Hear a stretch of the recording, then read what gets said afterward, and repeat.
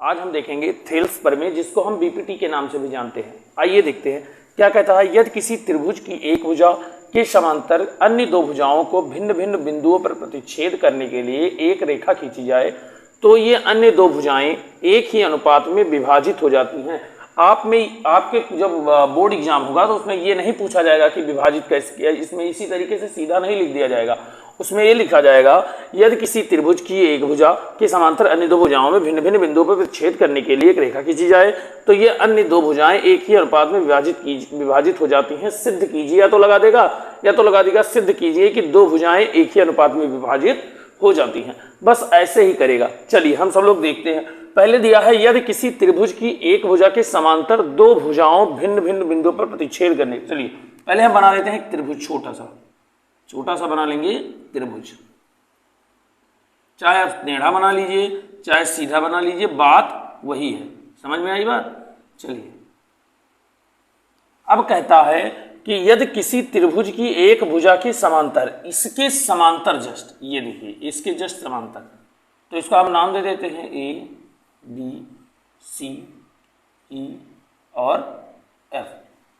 इसको हमने नामकरण इसका कर दिया। अब हमें साफ साफ पता चल रहा है कि कह रहा है यदि किसी त्रिभुज की एक भुजा के समांतर अन्य दो भुजाओं को भिन्न भिन्न बिंदुओं पर प्रतिच्छेद करने के लिए एक रेखा खींची जाती है। मतलब इसके समांतर हमें ये दिया है पहले से ही, हमें ये दिया है कि ई एफ समांतर है बीसी के। ये हमें पहले से ही दिया है कि ई एफ समांतर है किसके?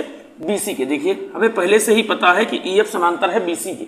अब हमें सिद्ध क्या करना है? ए अनुपात ई बी, ए अनुपात ए अपॉन ई बी या ए अनुपात E B A F upon F C, ये हमें सिद्ध करके दिखाना होगा। चलिए सबसे पहले हम क्या करते हैं, थोड़ा सा यहाँ पे इसका जो है फंडा लिख लेते हैं, ठीक है ना। चलिए हमें लिखिया दिया है, सबसे पहले लिख लेंगे दिया है। क्या है? दिया है। क्या दिया है? कि ई एफ समांतर है बीसी के। ई एफ समांतर है किसके? बीसी के। ये हमें कि ए सिद्ध, ये पेन नहीं चल रहा है आज ना, सिद्ध करना है, सिद्ध करना है। क्या सिद्ध करना है? सिद्ध करना है A upon E B, A upon E B is equal to A F upon F C, A F upon F C, A upon E B और ए एफ अपान एफ सी। समझ में आई इतनी बात? अब हम सब लोग एक कंट्रास्टेशन करेंगे जिसको हम रचना भी कहते हैं। सबसे पहले रचना करेंगे। अब रचना क्यों करेंगे ये हम अभी आपको बाद में बताएंगे, ठीक है ना। रचना करते हैं। अब यहाँ पे रचना में लिखेंगे, रचना में लिख लेंगे कि बी को एफ से जोड़ा या बी एफ बी को एफ से जोड़ा। केवल इतना लिख देंगे तो हमारा काम हो जाएगा। बी को एफ से हमें जोड़ लेना है। समझ में आई बात? अब हम एक त्रिभुज ये वाला ले लेंगे, ये वाला, और एक त्रिभुज ये वाला ले लेंगे। ऐसा हम करेंगे क्यों? देखिए हमें लाना है बाएं पक्ष में, इधर में ए ई अपान ई बी, इसलिए हम सब लोग ये दो त्रिभुज ले रहे हैं, एक ये वाला और एक ये वाला। समझ में आई बात? आइए लगाते हैं। सबसे पहले हम करेंगे क्या, इसका लिखेंगे एरिया, एरिया ऑफ त्रिभुज ए ई एफ, त्रिभुज ए ई एफ अपान एक ये वाला त्रिभुज लेंगे, एरिया ऑफ त्रिभुज E F B, E F B बराबर। अब देखिए कि त्रिभुज का एक फार्मूला जो होता है वो होता है 1/2 आधार। त्रिभुज का क्षेत्रफल का एक जो फार्मूला होता है वो होता है 1/2 आधार गुणे ऊंचाई, आधार गुणे ऊंचाई। अब हमें 1/2 लिख देना है सबसे पहले ऊपर वाले में, गुणे आधार हमारे पास कितना दिया है। अब मैटर फंसता है कि आधार क्या लें, आधार ए लें कि ई एफ लें। देखिए आप आधार ये ले सकते हैं, ये ले सकते हैं, ये ले सकते हैं, जो चाहे वो आधार ले लें। तो हमने यही ले लिया आधार ए, क्या ले लिया? ए। अब हमें लेना है ऊंचाई। अब अगर ये आधार ले लिया तो क्या आप ये कहेंगे कि ऊंचाई ये है? बिल्कुल गलत, ये तो ऊंचाई हो ही नहीं सकती। देखिए हम कैसे बनाते हैं, अभी त्रिभुज ऐसे बनाया, इधर लिख दिया ए, इधर लिख दिया ई, ये ए ही हो गया ई। अब हमें बनाना है एफ, ए हो गया ए, अब एफ बनाएंगे तो एफ ऐसे हो जाएगा। तो आप क्या कह सकते हैं कि ये एफ जो है ऊंचाई है हमारी, नहीं हो सकती ना। तो हम क्या करेंगे, इधर से एक ऊंचाई डालेंगे इस पे, ऊंचाई एक लंब डालेंगे इस पे। हम सब लोग क्या करेंगे, ऊंचाई एक क्या डालेंगे, लंब डालेंगे, डालेंगे ऐसे, जिसको हम एक नाम दे देंगे जिसका नाम होगा डी। तो हमें यहां पे लिखना होगा कि यफ से लंब डी डाला, यफ से लंब डी डाला, ठीक है ना। तो हमारी ऊंचाई हो जाएगी डी एफ, क्या हो जाएगी, डी एफ। अब ये डी डाले क्यों है, इसलिए कि अगर ये वाला त्रिभुज ले तो इसका भी लंब ये हो और डी एफ से डी एफ कट जाए। चलिए अब इसका देखते हैं, क्षेत्रफल 1/2, आधार इसका क्या हो जाएगा, ईबी, क्या हो जाएगा, ईबी गुणे ऊंचाई क्या होगी, इसकी भी ऊंचाई डीएफ होगी। आप बना चेक कर लीजिएगा, इसकी भी ऊंचाई डीएफ ही हो जाएगी, क्या हो जाएगी, डीएफ।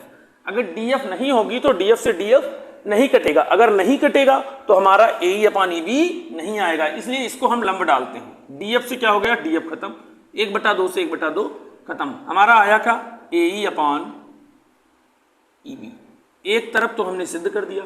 आप एक बार वीडियो को पॉज करिए, दोबारा अपने आप देखिए, निकालिए, समझ में आए तब आगे वीडियो देखिए। जैसे इधर B को F से मिलाया था, ऐसे इधर भी हम सब लोग किसको मिला देंगे, F को C से।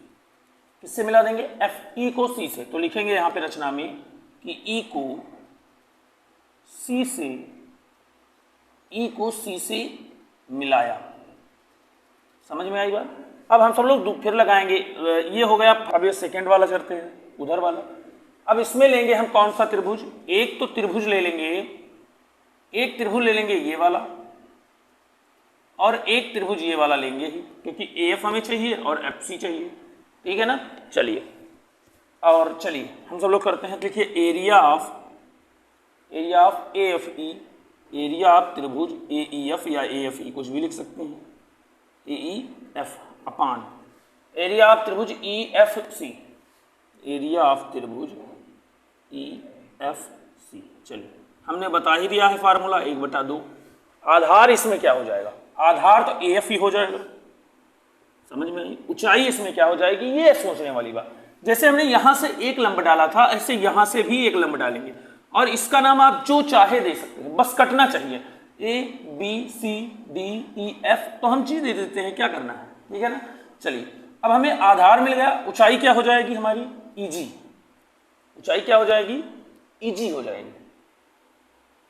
और हमें यहां पे लिखना भी होगा रचना में कि E को G से मिलाया,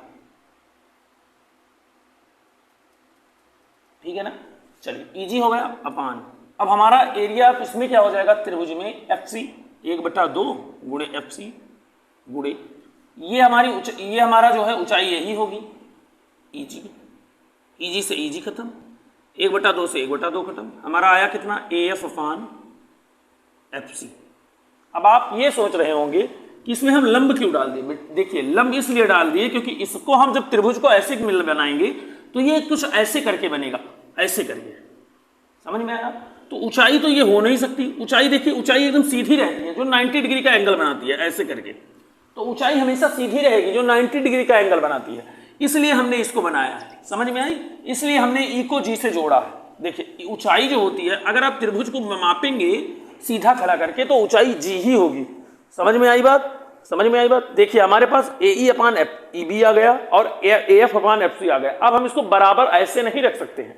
हम सब लोग जानते हैं बाबू कि जब हम लोग कक्षा 9 में पढ़े थे गणित, तो बहुत ही जो है हम सब लोग रेयर केस में मैथ पढ़ लेते हैं, लेकिन हमको ये पता होना चाहिए जो क्लास 9th का मैथ होता है वो हम लोगों की सीढ़ी होती है, ठीक है ना। चलिए तो क्लास 9th में एक वो थी थ्योरम जिसमें ये कहा गया था कि अगर एक ही आधार और एक ही समांतर रेखा के बीच दो जो है त्रिभुज बनते हैं तो वो आपस में बराबर होते हैं। तो ऐसे हम लिख देंगे इसको, क्या लिख देंगे कि हम जानते हैं, बेशक आप ना जानते होंगे तब भी लिख देना, क्या लिख देना कि हम जानते हैं कि एक ही आधार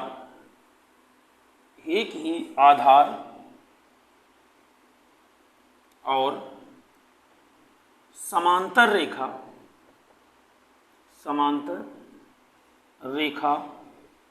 के बीच बनने वाले त्रिभुज का क्षेत्रफल हमेशा बराबर होता है। अब देखिए इसमें त्रिभुज है EFB, हमारा EFB कहाँ है, EF और EFB मतलब ये वाला त्रिभुज। इसमें है EFC मतलब कहाँ है, EFC ये वाला त्रिभुज। और देखिए ये एक रेखा ये दोनों समांतर रेखा, इन दोनों के बीच में दो त्रिभुज बन रहा है, तो ये हो जाएगा area of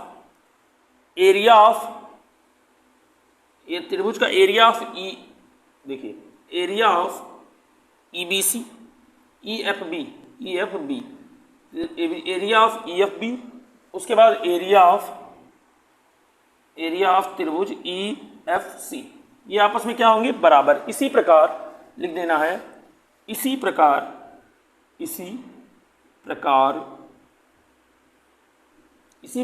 AE upon EB बराबर होगा AF अपान FC।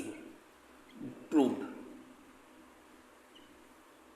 समझ में आ गई बात आपको समझ में आ गई।